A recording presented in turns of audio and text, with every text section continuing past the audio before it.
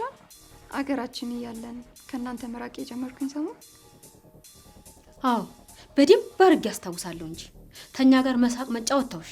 ጭራሽ ደግሞ ይባስ ብለሽ ዲብዛሽን አጥፍተሽ እናትና አባትሽን በሽታ ላይ ጣልሻቸው። ያን ሰሞን ጣሰው ለረፍት መጥቶ ነበር።